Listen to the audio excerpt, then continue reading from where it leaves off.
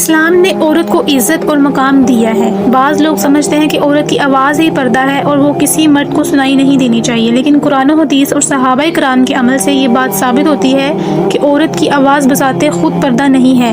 اصل بات یہ ہے کہ عورت اپنی آواز میں نرمی اور دلکش نہ لائے، باوقار انداز میں بات کرے، نرم لہجے میں بات نہ کرو تاکہ جس کے دل میں بیماری ہے وہ لالچ نہ کرے اور سیدھی بات کرو۔ سورۃ احزاب کی آیت نمبر 32۔ یہاں یہ نہیں کہا گیا کہ عورت بالکل بات نہ کرے، عورت بات کرے لیکن صرف اور صرف دین کے ٹاپکس کے اوپر، کوئی ضرورت پیش آ گئی ہے، کوئی ایمرجنسی ہے تب بات کرے، بات سیدھی اور باوقار ہو۔ حضرت عائشہ رضی اللہ تعالیٰ عنہ کا کردار اس کی سب سے بڑی دلیل ہے۔ وہ نبی صلی اللہ علیہ وآلہ وسلم کی بیوی ہونے کے ساتھ ساتھ بہت بڑی عالمہ اور محدثین تھی۔ آپ رضی اللہ تعالیٰ عنہ نے 2000 سے زیادہ احادیث بیان کی۔ رسول اللہ صلی اللہ علیہ وآلہ وسلم کی وفات کے بعد بڑے بڑے صحابہ ان کے پاس آتے، مسائل پوچھتے اور آپ رضی اللہ تعالیٰ عنہ پردے کے پیچھے سے جواب دیتی۔ حضرت ابو موسیٰ اشعری رضی اللہ تعالیٰ عنہ فرماتے ہیں ہمیں جب بھی کوئی مسئلہ پیش آتا تو ہم حضرت عائشہ سے پوچھتے اور ہمیں اس کا علم مل جاتا۔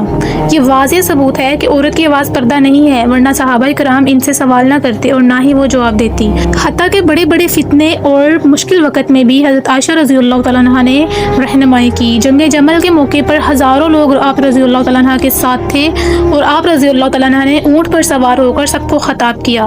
لہٰذا بات یہ ہے کہ اسلام نے عورت کی آواز کو منع نہیں کیا، بلکہ اس میں وقار، سنجیدگی اور حیا کا حکم دیا ہے۔ عورت کی آواز تعلیم، دین اور ضرورت کے مطابق پر سنی جا سکتی ہے۔ اب آواز کا پردہ نہیں ہے، اس کا مطلب یہ نہیں کہ آپ کسی غیر محرم سے ہنس کر بات کرو یا فضول ٹاپکس کے اوپر بات کرو کہ غیر محرم کے کان میں آپ کی آواز جائے۔ آپ اپنی آواز سے دین کا کام لیں، دین کا کام کرو۔ ایک انسان آپ تک احادیث اور آیات پہنچا رہا ہے، قرآن کی انفارمیشن دے رہا ہے، اس کا مطلب یہ نہیں کہ وہ بہت بڑا مفتی ہے، بہت بڑا قاری ہے۔ قرآن کی ایک آیت ہے کہ تم میں سے بہتر وہ ہے جو قرآن خود سیکھے اور دوسروں کو بھی سکھائے۔